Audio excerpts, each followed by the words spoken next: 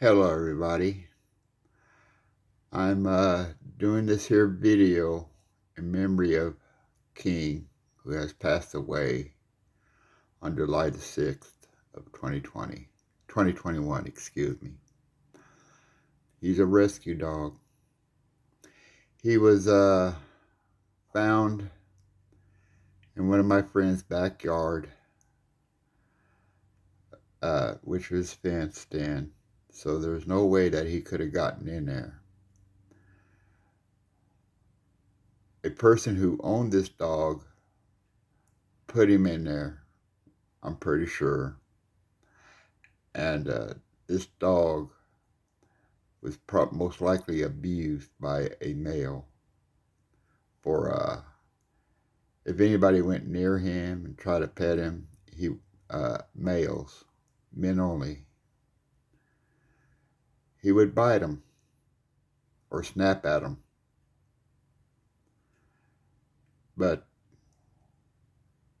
around females, he'd never try to bite them.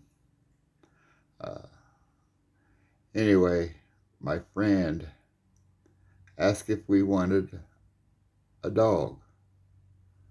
And we went over to his house and we picked him up and we brought him home.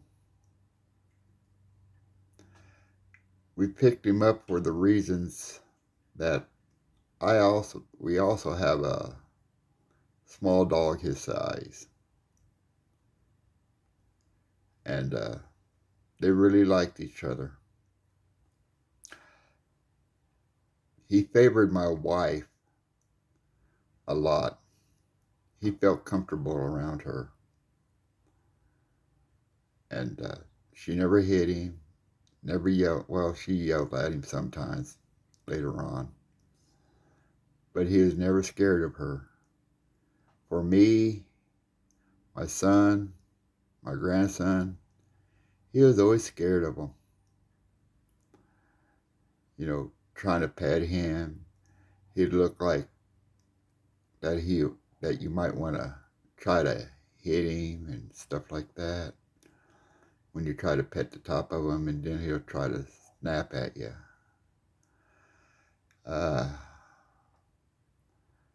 But they were good. He was good. And so instead of trying to pet him, I'd pick him up and he'd get that kind of a scared look. What's going on? What's going on? Is he gonna hurt me? Is he gonna hit me? What is he gonna do? And he found out that it was nothing. We took him on walks with us. But he is always an indoor dog. He always felt to be an indoor dog. He didn't like staying outside. The only time he'd stay outside is if my wife would go outside, he'd follow her and walk around with her. But if he was left outside by himself, he'd want to go back into the house to be safe where she was at.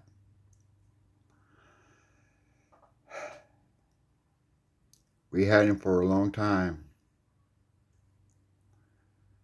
And I wish we could keep him still.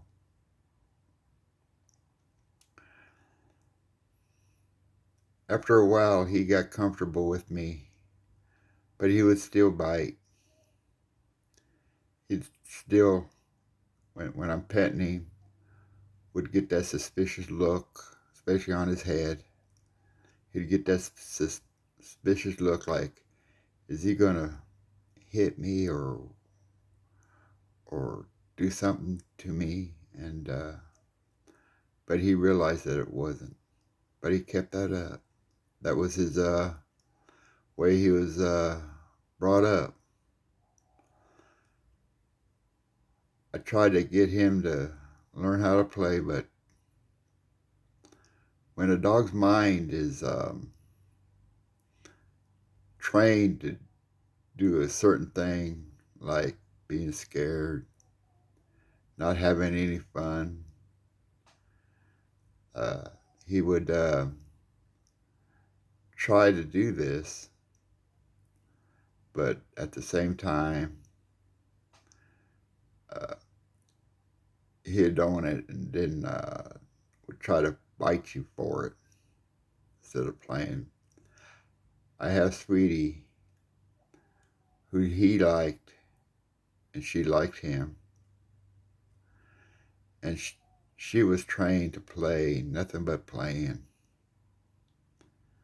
And he tried to, after a while, he tried to mimic her, but he just couldn't grasp the playing mode.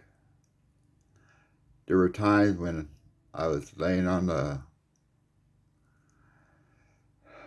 floor playing with Sweetie, playing with a sock or a ball or his toy or a slipper. Uh, King would think I'd be attacking her, and he'd come and bite me or try to bite me sometimes. I just put him away, back away, and tell him, don't do that, King. Uh, but then there's sometimes where when he tries to do that, I just go ahead and grab him because I think he actually wanted to feel the companionship with me. And I just put him right up close to me and I start petting him. And it was looked like, what's going on? You know, what's going to go on with this? It was like a suspense look. And I think he actually realized that I wasn't going to hurt him. Uh, but he got comfortable and used to me. And so fast forward to July, to around the 4th of July on Friday, Saturday, Sunday, Monday, and Tuesday. He was couldn't walk anymore. There's times where when he couldn't walk before and had problems walking, or when had problems walking, he had to stop. Would be his legs. I'd be his legs, and walk him in from the yard into to where he had to do his thing. And so after a while, he couldn't walk no more. He could stand. This only took a day where he can do his stuff. Then the next day, he just couldn't even stand no more. His mouth was labored. His breathing was labored. And he had no fear of me anymore when I was petting him and picking him up, taking him out, see if he can stand.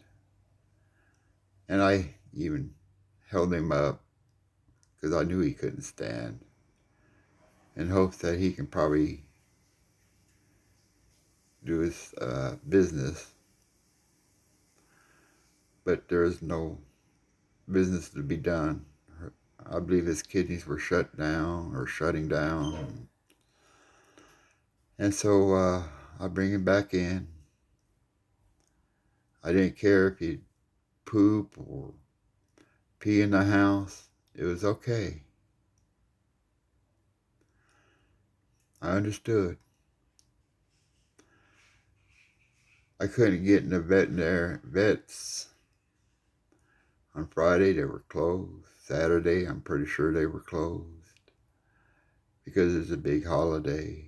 Sunday was the 4th of July, and then Monday they were closed because I called.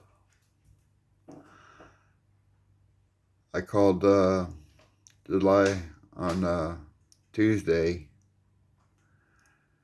to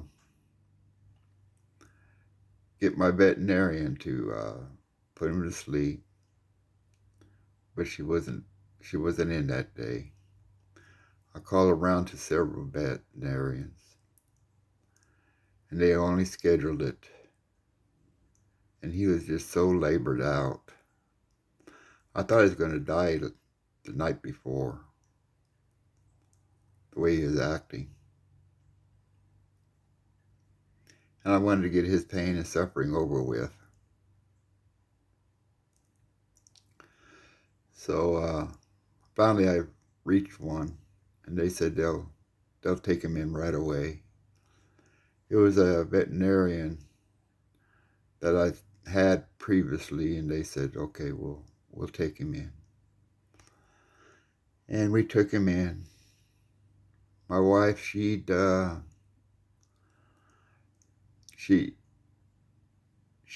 job was to, she couldn't go and see him pass away. And so I told her that I want you to put him in your arms when our daughter comes, and I get inside the car. I'm going to stay inside the car. I want you to pick him up and bring him to me for one last time. And this is the first time I seen my wife started bawling, because I think she had the realization that he's not going to be alive anymore. And so she walked him out with him in her arms, and she put him in my arms. And my daughter drove to the veterinarian. Right away, they led us into the room. They asked a lot of questions like, do you want to come in? And I said, yes, I want to come in. I want to have him die in my arms. I don't want any stranger that he don't know to put him to sleep. And again, I said that.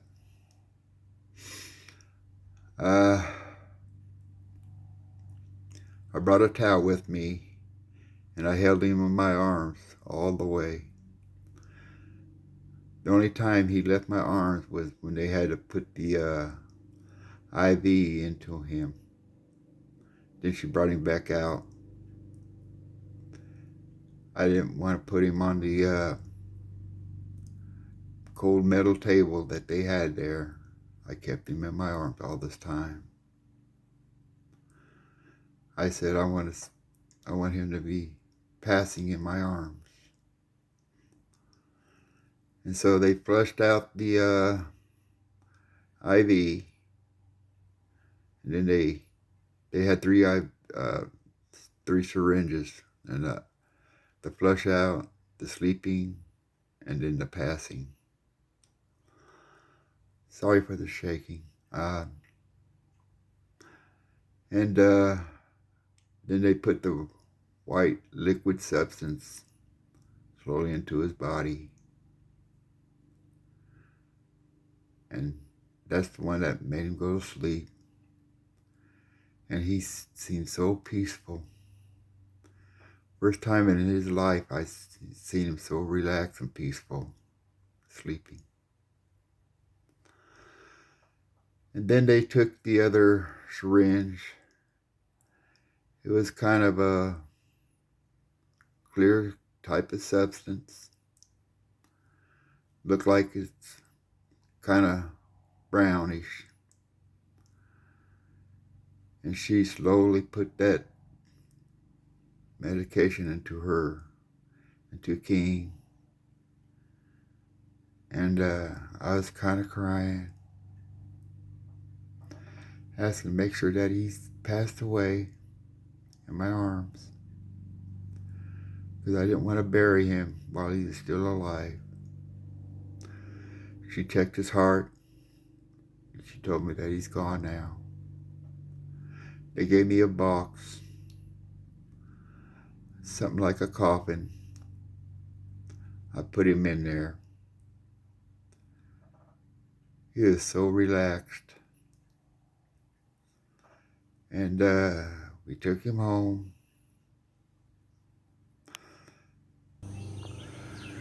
And from our home, we prepared him for burial. My wife, she had a nice, beautiful blanket that was very, very soft. And we laid him on there. We made a somewhat shroud to cover him with. We had a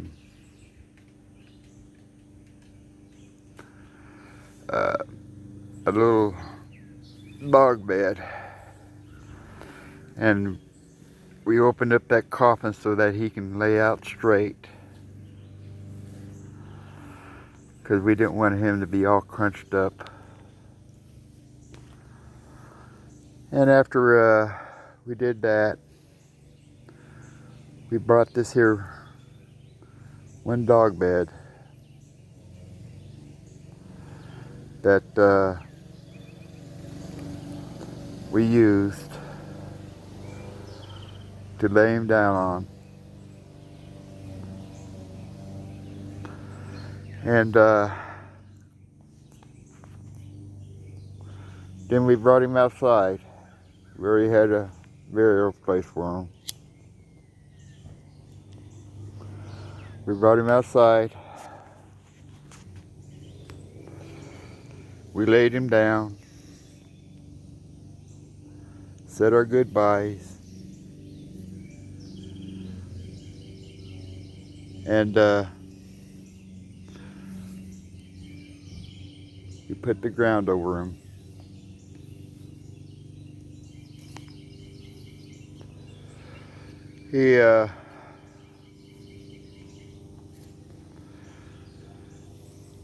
I picked out a rock that I want to use as a headstone. My wife had already gotten some ornaments in memory of him. She'll want to plant flowers over him because she likes to water the flowers, and she don't want to do that to him. And every day we go out,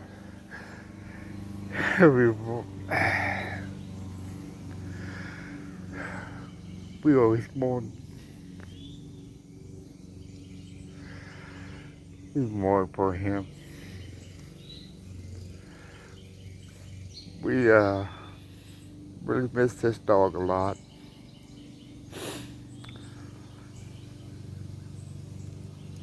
My other dog, as I mentioned, really liked each other. The problem with my other dog, though, she would, anytime she gets mad at me, she'd take it on him. And he never once tried to defend himself. And she did that not too often, but a lot. Sometimes she would steal his bones that we give to him to gnaw on. And my other dog, Sweetie, she would steal both of them. And even if he tried to go over there, she'd get mad at him and bite him, and he'd just leave.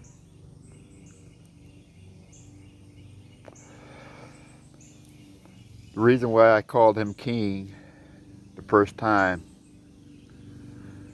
is because he was abused. And so I figured that I'm going to call him King because he's royalty. And so he's the king of all dogs, is the way I see it. Every dog in this here world, he is the king to them. And that's all I have to say. I love you, King.